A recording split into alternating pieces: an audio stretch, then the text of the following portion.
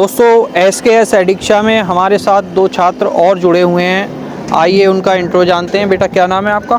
मेरा नाम प्रियांश मथुरिया है और मैं 11th PCM का स्टूडेंट हूँ। आपका? मेरा नाम स्वर्णिम शुक्ला है और मैं 11th PCM का स्टूडेंट हूँ। अच्छा बेटा, आज आपसे हम ये जानना चाहते हैं 10th से जब 11th में आते हैं तो सिलेक्शन ऑफ सब्जेक्ट को लेके आपकी पर्सनल थिंकिंग क्या है? वैसे तो जब कोई स्टूडेंट अगर 10th से 11th में जाता है तो उसके ऊपर बहुत प्रेशर रहता है इस चीज़ का कि उसे अपने करियर के हिसाब से सब्जेक्ट चूज़ करना होता है। और अगर मैंने अपने हिसाब से मेरे को मैथ्स में इंटरेस्ट था पहले से ही, तो मैंने उसके हिसाब से मैथ्स ली थी। तो यही मैं कहना चाहता हूँ। आप बताइए, आपका पर्सनल एक्सपीरियंस क्या है जब सब्जेक्ट सिलेक्शन की बात आती है, तो उसके बारे में आपका क्या कहना है? मैं फ़िज़िक्स और मैथ्स में इंटरेस्ट था और आगे इंजीनियरिंग करनी थी, इसीलिए मैंने PCM चूज़ की।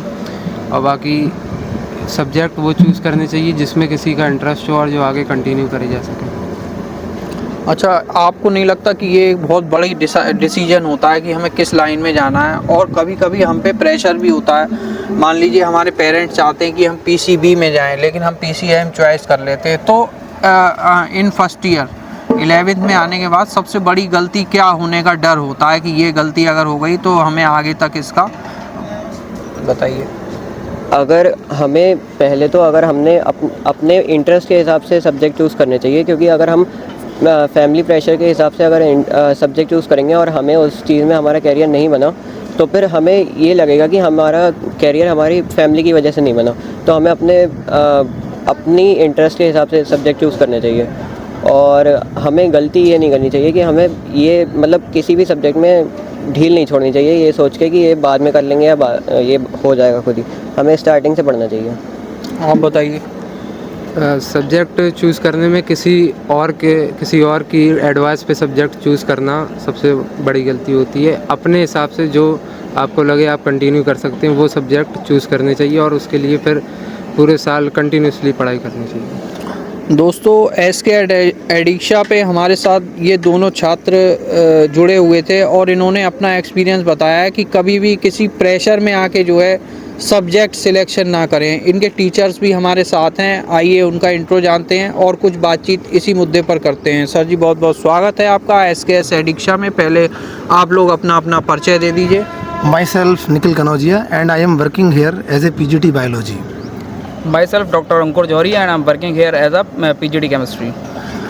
सर, आज हम SKS एडिक्शा के माध्यम से एक इस सर्वे के लिए आए हुए हैं कि बच्चों में जो सब्जेक्ट सिलेक्शन होता है उसके बारे में आप कुछ बताइए, क्योंकि काफ़ी बच्चे जो है हमने देखा किसी प्रेशर में आके, फैमिली प्रेशर या फ्रेंड सर्किल की वजह से कभी कभी गलत उसमें चले जाते हैं, गलत लाइन चुन लेते हैं। तो उसके बारे में आपका एक्सपीरियंस क्या कहता है? मेरा मानना यह है कि किसी भी स्टूडेंट को अगर 10th के बाद अपना सब्जेक्ट सिलेक्शन करना है तो वो अपने इंटरेस्ट के अकॉर्डिंग करना चाहिए, जिसमें वो अपना बेस्ट परफॉर्म कर सके, आगे अपना कैरियर बना सके। किसी के प्रेशर में आकर अगर सब्जेक्ट सिलेक्शन करेंगे तो उसको डिफ़िकल्टी फेस करनी पड़ती है अपने एकेडमिक्स में भी और आगे कैरियर में भी। तो जिस फील्ड में वो बेस्ट कर सके, इंटरेस्ट शो करे, वही सब्जेक्ट जो है, अपनी स्ट्रीम जो है उसे सिलेक्ट करनी चाहिए, मेरा ऐसा मानना है। सर, आपका एक्सपीरियंस क्या कहता है इसी मुद्दे पर? फर्स्ट ऑफ ऑल स्टूडेंट को तो अपना जो भी सब्जेक्ट है, जो भी वो चूज़ कर रहे हैं, लाइक PCM या PCB, they must know about the subject they chosen. Like if they choose math और बायो, अगर उन्हें को मैथ चूज़ करना है तो they have to study the math in the previous classes. They have to learn the things in mathematics और in biology.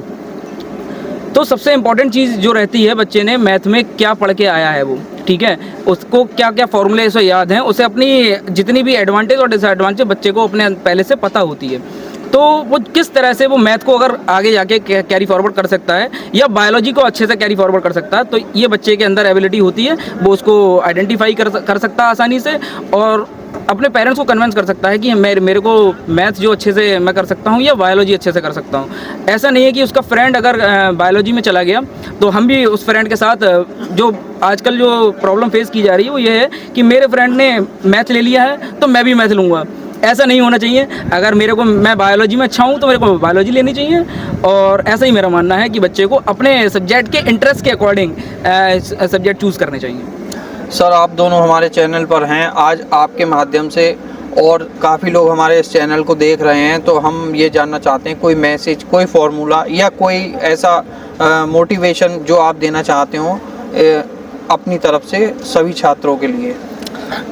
सबसे पहले मैं अपने सब्जेक्ट के बारे में एक स्ट्रेटजी है वो स्टूडेंट्स को बताना चाहूँगा। अगर कोई स्टूडेंट इन फ्यूचर 10th के बाद PCB में जाना चाहता है, ठीक है, तो सबसे पहले जो बायो से रिलेटेड जो भी आपके टॉपिक्स हैं, ठीक है, जो बेसिक कॉन्सेप्ट्स हैं वो क्लियर होने चाहिए, तभी वो आप 11th क्लास में PCB ऑप्ट करें, ठीक है। और सबसे बेसिक जो रिक्वायरमेंट होती है PCB लेने के लिए, बायो, स्पेशली बायो के लिए, वो आपके जैसे अगर आप 10th क्लास में भी हैं तो वहाँ अगर बायोलॉजी की आप तैयारी कर रहे हैं तो वहाँ डायग्राम्स पर स्पेशल फोकस होना चाहिए आपका, ठीक है। फ्लो चार्ट के थ्रू आप जो हैं अपना जो प्रेजेंटेशन है वो बोर्ड एग्ज़ाम में देंगे तो वो बेटर रहेगा, ठीक है। तो ये कुछ स्ट्रेटजीज़ हैं, कुछ मेथड्स हैं जिसकी हेल्प से आप अच्छे मार्क्स जो हैं ऑब्टेन कर सकते हैं बोर्ड क्लासेस में। सर आप बताइए ऐसा कोई फार्मूला, कोई मैसेज, कोई मोटिवेशन जो आप अपने सब्जेक्ट से रिलेटेड।